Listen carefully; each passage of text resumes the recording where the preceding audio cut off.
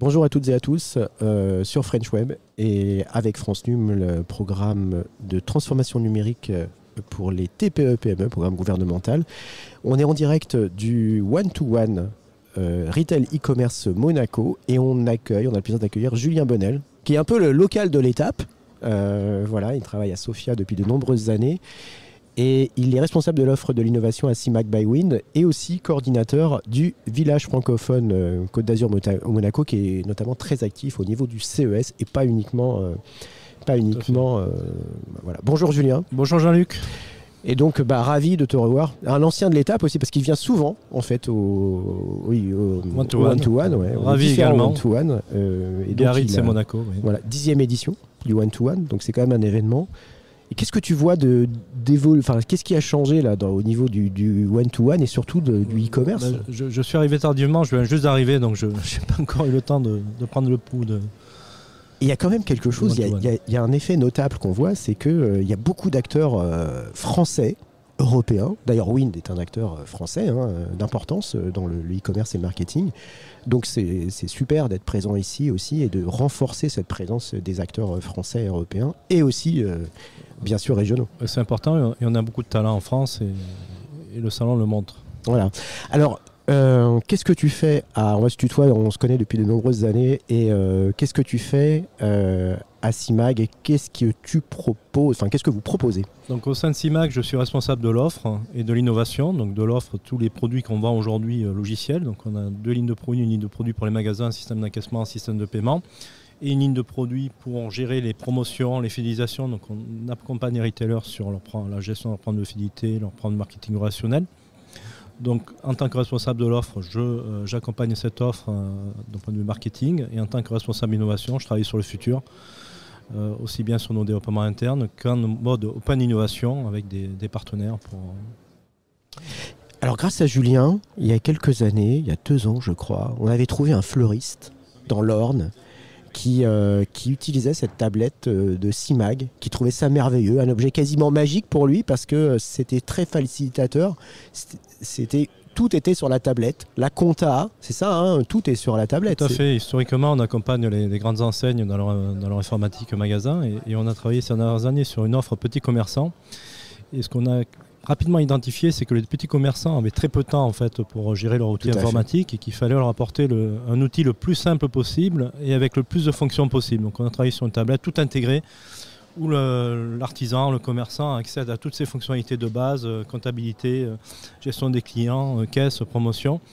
Et c'est vrai que je pense qu'on a atteint l'objectif d'un outil simple, qui est vraiment un outil qui accompagne les commerçants et qui n'est pas un fardeau pour eux et qui les aide au quotidien. Qui ne prend pas de place. Qui ne prend pas de place. Qui est mobile. Qui est mobile, et tout à fait. On oublie qu'aujourd'hui, les petits commerçants se digitalisent et ils sont utilisateurs de tablettes, de mobiles.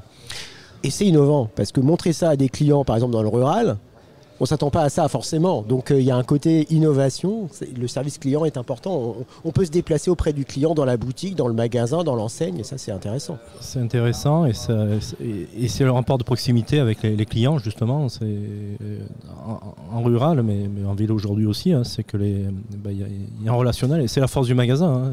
Et le magasin vivra parce qu'il y a ce relationnel-là. Il pourra accompagner le client tout au long de son parcours. C'est important.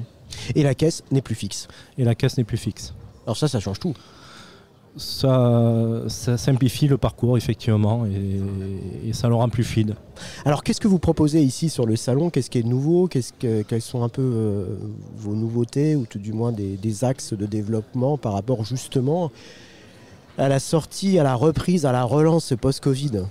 Ce qui est nouveau pour nous, c'est qu'on a été racheté tout à fait. Fin mai par la société Wind, donc première start-up de la French Tech, du NAS 40, qui rachète une filiale du groupe du CAC 40, puisqu'on était une filiale de BNP Paribas. Alors ça, c'est inédit.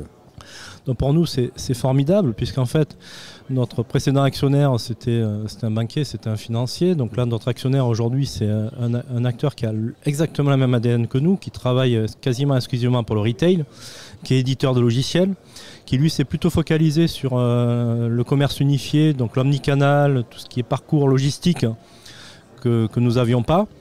Nous sommes très forts sur les aspects fidélisation, promotion. Donc on est dans une phase où on est en train de capitaliser sur nos offres communes et d'intégrer nos solutions dans la plateforme de commerce unifié de Wind. Et donc ça nous offre beaucoup de perspectives. Donc, ce qu'on présente aujourd'hui, ce qu'on présente sur ces 3 jours au salon, c'est notre plateforme de commerce unifié qui accompagne les retailers sur tout le long du parcours client, quel que soit le canal, les sites e-commerce, les magasins, la logistique, la livraison, jusqu'à la livraison du dernier kilomètre. Aussi bien les grandes enseignes que les petits commerçants, parce qu'en plus de l'offre CIMAG de tablettes innovantes pour les petits commerçants, Wind a construit pendant la crise du Covid une plateforme qui permet au territoire de mettre à disposition des petits commerçants des outils de click and collect qui leur permettent de mettre en place ce que font les grandes enseignes en fait. Donc on a une offre globale. La particularité de Wind plus CIMAG, c'est d'être un acteur qui couvre toute la chaîne. Et on est un acteur français qui aujourd'hui dit c'est pas une fatalité. On peut garder une souveraineté sur nos outils. Et on veut éviter que demain ce soit Amazon et Alibaba qui équipent l'informatique de tous nos retailers, ou Google ou Amazon, ou Google ou tous les GAFA. On pense qu'il est important que l'Europe garde la souveraineté dans les outils qu'ils utilisent. Et c'est sur quoi on travaille. Alors c'est parlant aujourd'hui d'avoir ce discours. Et c'était peut-être un peu difficile il y a quelques années, mais c'est vrai que c'est complémentaire. Ces acteurs existent et ils sont utiles, il faut le savoir, notamment en termes de marketplace ou même de publicité. Mais effectivement, le discours aujourd'hui, il est porteur, vous le voyez. Là, les gens recherchent de la valeur, recherchent une responsabilité des les clients aussi font attention à ça. Le discours est porteur. Dont nous, CIMAG, on s'était connus dans ce cadre-là. Mais Wind, c'est pareil. Wind a été créé par Ismaël Oud, qui à la base vient d'une famille de commerçants. Donc il y a une volonté quand même d'apporter des outils aux commerçants, une volonté de laisser l'humain au centre de tout et de garder cette souveraineté. Donc effectivement, on est plus entendu aujourd'hui que ce qu'on était avant. Et moi, j'ai beaucoup ramé ces dernières années sur la démarche innovation où effectivement, on a eu beaucoup d'acteurs français qui avaient du mal à prendre des risques, à tester, et qui avaient plus tendance à aller taper à la porte des géants du web, ce qui leur permettait de ne pas prendre de risques et de pouvoir s'assurer en termes de choix. Et ce qu'on voit aussi, ce qui a été souligné hier par Thomas Husson de Forrester dans la plénière d'ouverture, c'est le fait que la France n'est pas en retard par rapport à ça. Il a annoncé des chiffres assez impressionnants de 35% du commerce qui se ferait sur Internet en 2025. Et il a bien précisé que ce commerce ne se ferait pas sans le commerce de proximité, que ça inclut effectivement les offres click and collect, le drive to store, enfin le fait de venir au magasin, et que c'est tout à fait complémentaire et que ce n'est pas excluant. L'un ne va pas sans l'autre. Voilà, tout à fait. La France n'est pas en retard et vous y participez aussi côté France Num. Maintenant, l'enjeu, c'est d'embarquer le maximum d'acteurs. Et je pense qu'ils embarquent, même les petits commerçants aujourd'hui s'y mettent. Alors maintenant, il faut se préparer aux étapes suivantes, puisque la première étape c'était l'e-commerce. On voit que le commerce est en train d'évoluer, on va vers le social commerce, donc il ne faut pas relâcher les efforts. Continuer à accompagner tous les acteurs et le retail va encore connaître beaucoup de bouleversements dans les mois et les années à venir. Et les petits et les grands. Et ce qu'on voit aussi, c'est que les acteurs français, ce qui a été souligné aussi hier, on l'a vu dans la pierre d'ouverture avec Miracle notamment, un grand acteur français sur les places de marché, ça change aussi beaucoup de choses pour des grandes entreprises françaises. Tout à fait, c'est super d'avoir des sociétés comme Miracle sur les places de marché, des sociétés comme Wind sur la totalité du parcours. Toi, tu suis l'actualité monétique, tu as une spécialité là-dessus qui est assez forte, tu suis aussi la blockchain. Voilà. Est-ce que tu vois des choses aujourd'hui qui bougent de ce côté-là, qui sont intéressantes par rapport au e-commerce d'une manière générale et pas uniquement pour les petits acteurs ? Ça bouge très vite. Aujourd'hui, les acteurs du paiement se multiplient. On a deux aujourd'hui géants qui tirent beaucoup, qui sont Visa et Mastercard. Mais les crypto-monnaies arrivent. La difficulté, c'est que les moyens de paiement se multiplient et il est difficile pour les acteurs d'avoir un seuil de rentabilité. Donc la difficulté aujourd'hui pour les acteurs, c'est d'atteindre le seuil de rentabilité, de pouvoir se démarquer par rapport aux autres. Mais je pense que dans les mois et années à venir, là aussi, on va vivre d'énormes bouleversements et ça va beaucoup bouger.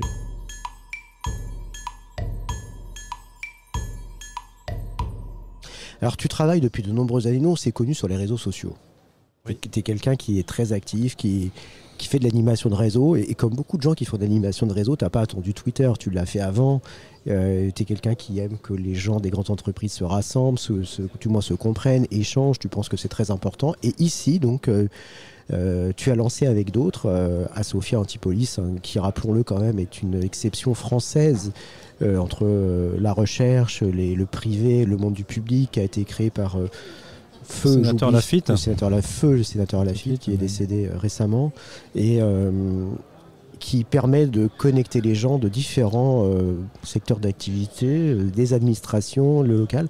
Alors qu'est-ce que c'est que ce village francophone Côte d'Azur Monaco? On est à Monaco. Monaco, tout à fait, il ne faut pas les oublier. Donc j'ai l'honneur à quoi ça sert et qu'est-ce que vous faites exactement et concrètement? Tout à fait, donc j'ai l'honneur de coordonner depuis fin d'année dernière le village francophone Côte d'Azur Monaco.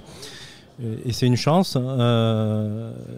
J'ai eu cette chance-là grâce à mes déplacements professionnels, enfin extra-professionnels, dans des gros salons internationaux comme le CES à Las Vegas, où j'avais rencontré le village francophone qui ces dernières années a créé un point de convergence pour tous les acteurs francophones, puisqu'un gros salon comme le CES, c'est énorme et il est très difficile pour un francophone. Quand je dis francophone, c'est les Français, bien sûr, c'est les Suisses, c'est les Belges, c'est les Canadiens, c'est beaucoup de pays africains et beaucoup d'autres pays dans le monde.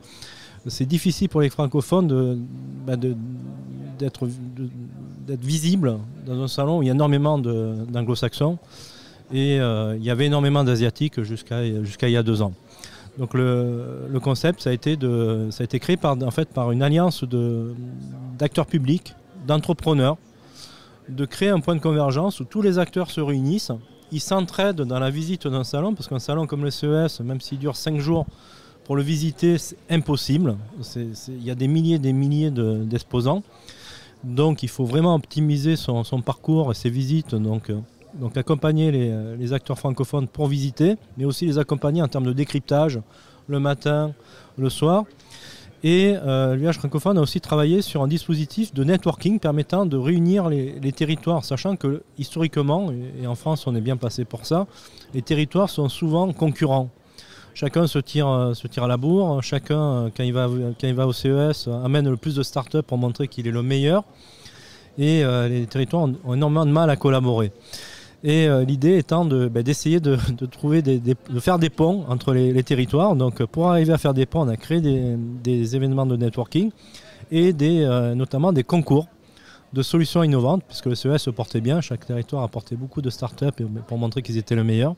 Donc ça a permis à chaque territoire de mettre en avant leur start-up, leurs solutions innovantes, mais aussi de sourcer des solutions dans les territoires tiers, mais aussi dans un beau cadre comme Las Vegas, d'échanger, de discuter, de faire des collaborations et de faire du business.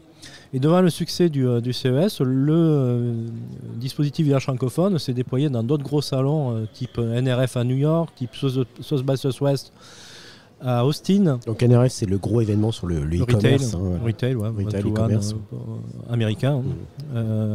Sur le South by Southwest, un gros événement autour de l'industrie créative et culturelle. Ouais, innovation, évolution culturelle, mais aussi des salons européens comme Vivatech, l'innovation, ou la foire de Hanovre, l'industrie, ou le JTEX, qui est le CES Vivatech au Moyen-Orient.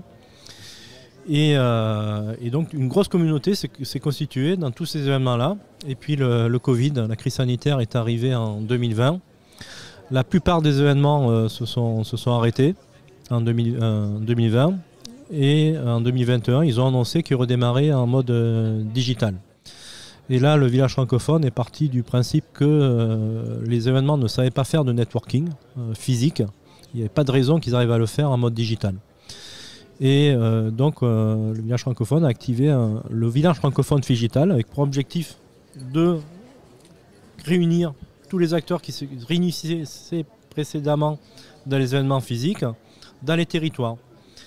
Et donc j'ai été contacté par le créateur du village francophone, Marc-Lionel Gâteau, qui m'a proposé de coordonner le dispositif sur le territoire. Donc, je me suis rapproché des acteurs qui connaissaient le village francophone, donc Team Côte d'Azur par exemple, qui est un habitué du CES, qui a pour vocation de faire venir les entreprises sur la Côte d'Azur. des acteurs comme la métropole Nice-Côte d'Azur qui avaient clairement identifié le dispositif. Et moi, comme tu disais, ça fait quelques années que je suis dans le digital, que je suis dans l'écosystème. Et j'ai réuni un maximum d'acteurs, notamment pour le premier événement qui s'est tenu le 12 janvier cette année, qui était le CES. Donc je me suis rapproché de tous les acteurs de l'innovation, les incubateurs, accélérateurs, l'accélérateur Alliance à Nice, le village Baïséa à Sophia Antipolis, Monaco Tech à Monaco, l'incubateur PACA Est. Les acteurs publics m'ont suivi. Une liste sans fin. Une liste sans fin, et depuis on a fait un événement par mois et on a beaucoup d'acteurs. Ouais, alors, ce que dit, c'est que ça a permis que les gens gardent le lien aussi durant la crise aussi. Ça, c'était important. Ça a permis de garder le lien, ça a permis des territoires qui restent souvent concurrents de travailler ensemble. Et maintenant que la crise du Covid, je touche du bois, je croise les doigts, est un peu derrière nous, le monde a un peu changé. Le digital s'est un peu plus développé. Donc là, depuis quelques mois, on revient dans les événements en mode physique, mais on maintient un dispositif digital dans les territoires, ce qui permet de réunir, de relier l'ensemble des acteurs du territoire à des gros événements et d'éviter ce qu'on ne pouvait voir au CES. C'était complètement hallucinant. Il y a quelques années, on envoyait 400 startups en avion au CES pour qu'ils rencontrent globalement les patrons français. Ils rencontraient que des Français. Une fois par an, ils allaient à Las Vegas pour rencontrer des Français. Et en fait, ils voyaient quasiment pas d'Américains. Donc Oui, enfin, c'est un autre cadre aussi. Ça permet aussi d'une autre manière aussi. On peut le voir de cette manière-là. C'était aussi ça, et puis dans un cadre un peu différent et international. Ce qui est intéressant aussi, c'est que ça permet sans doute aussi à des gens qui ne peuvent pas se déplacer en le faisant en mode virtuel, des startups, des gens qui ne peuvent pas se déplacer, de suivre ça et de participer activement. Tout à fait. Tout à fait. Et les territoires envoient moins de collaborateurs et de manière plus efficace. Et on arrive à mobiliser plus d'acteurs au niveau du territoire. Est-ce que tu as un exemple d'acteur qui n'est pas très important, ça peut être une start-up qui vraiment a été aidée, accompagnée, ou tout du moins ça lui a permis vraiment de se développer et de rencontrer des clients, des prospects. Est-ce qu'il y a quelque chose qui t'a marqué durant ces 2 dernières années, par exemple ? Moi, j'ai pas participé au tout démarrage du village francophone. Par contre, depuis 1 an, j'ai fait énormément d'événements. En fait, le village francophone a mis en avant dans tous ces événements un peu plus de 5000 startups. Et c'est un réseau formidable. Donc moi, Sauve Ma Life, par exemple, qui est une start-up qui a été créée par quelqu'un du SAMU qui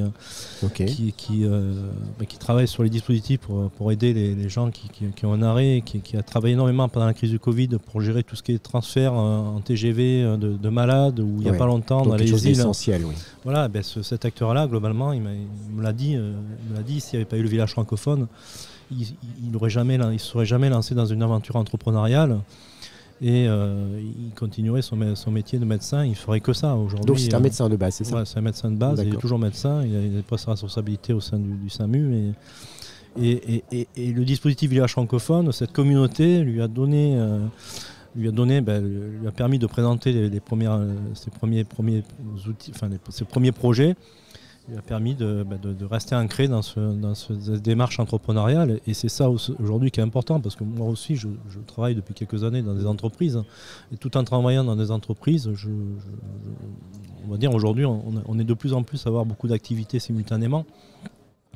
Et ces acteurs-là qui innovent et qui tout en étant médecins, ils font des choses merveilleuses à côté. On dit souvent qu'aujourd'hui, le mot client, il a l'air un peu... on parle de partenaires. Aujourd'hui, les entreprises disent mes clients, c'est des partenaires. Je ne ferai pas... je fais évoluer mon offre avec mes clients. Je fais évoluer... c'est plus des partenaires que des clients. Est-ce que tu t'y retrouves sur cette dénomination par rapport à justement cette mise en réseau des acteurs ? Oui, on paye le poids du passé. Pendant des années, les retailers en fait, ont vécu sur une phase de croissance, ont vécu sur des clients qui n'étaient pas outillés, qui n'avaient pas le choix. De toute façon, ils rentraient dans un magasin, on leur donnait un caddie, ils faisaient leurs courses. Pendant des années, on était dans une période de forte consommation. Les gens, on était dans un rythme où il fallait consommer plus. Et pour consommer, et on souhaitait que les prix baissent. Donc pour que les prix baissent, les retailers ont mis en place des dispositifs comme les hypermarchés, qui globalement n'étaient plus humains. C'est-à-dire qu'on rentrait, on prenait un chariot et il n'y avait plus de relations humaines. Et paradoxalement, le digital remet de l'humain dans tout ça. Et aujourd'hui, certains acteurs du full digital montrent que l'humain complètement peut digital, être là, tout à fait. complètement Donc, numérique. le digital est loin de tuer l'humain. Souvent, il remet une relation. Et donc, c'est vrai que le retailer, par rapport à toutes ces années-là où on a plutôt ignoré le client et on l'a pris pour de la marchandise et on l'a pris pour un portefeuille, un porte-monnaie et on l'a pris pour une ménagère de 50 ans qui regarde la télé et on lui envoie des pubs. On se rend compte qu'aujourd'hui il a changé et c'est vrai qu'on cherche à modifier son image et c'est souvent les acteurs qui ont vécu ces années-là qui effectivement changent leur discours et essayent de faire oublier tout ce qui s'est passé. Mais c'est bien, tout le monde change. Et c'est ça qui est important. Alors on est là pour ça, donc j'allais dire au salon, ce n'est pas un salon, ce sont des rencontres d'affaires ici. Et ça participe aussi. Les gens sont très heureux de se revoir aussi. Tu dis souvent que tu sais ce que c'est l'animation de réseau, donc c'est quelque chose de très important. Et ici, on voit véritablement des gens qui sont émus. C'est complètement dingue de voir des gens qui ne se sont pas côtoyés durant presque 1 an et demi, 2 ans, voire 2 ans. C'est clair que le Covid nous a montré que l'humain était important et que les relations humaines nous manquent. Donc c'est pour ça, moi je reste assez sceptique sur les grosses annonces ces derniers temps, quand on voit Facebook qui croit beaucoup au métaverse. Moi j'y crois pas beaucoup. Oui, ça va un peu percer comme les jeux vidéo ont percé. Mais l'humain et le physique, ça restera le principal. Eh bien, merci Julien, merci d'avoir été présent sur l'antenne de French Web et pour France Num aussi. Merci Jean-Luc. À bientôt et bonne route avec CIMAC by Wind, avec des choses qui bougent. Et aussi localement, on oublie trop souvent les acteurs locaux, régionaux qui se mettent ensemble, qui ne sont pas forcément institutionnels aussi. C'est ça qui est intéressant, avec une volonté de partager, d'échanger, peuvent construire du business, peuvent construire du lien social, se comprennent beaucoup mieux parce qu'il y a des choses culturelles qui sont différentes selon les territoires, donc on peut échanger. Et puis aussi quelque chose qui est très important, dont on a parlé ce matin aussi dans la matinale, c'est la capacité d'exporter et de connaître comment ça se passe à l'international. Tout à fait, et je vais finir quand même, c'est la vocation du village francophone, faire des ponts entre les pays, mais aussi, francophone. On a le pendant anglophone, My Global Village, mais il ne faut pas oublier aussi que les francophones aujourd'hui sont à peu près 500 millions au monde et c'est un marché énorme. Et pour pénétrer même des marchés anglophones, rien de plus facile que passer par la communauté francophone. C'est clair, on l'oublie souvent. Il est important de capitaliser sur ça. On l'oublie souvent. Merci et donc à bientôt sur Merci Jean-Luc. Et bonne journée sous le soleil de Monaco, au Grimaldi Forum et en dehors. Bonne journée à tous. Merci.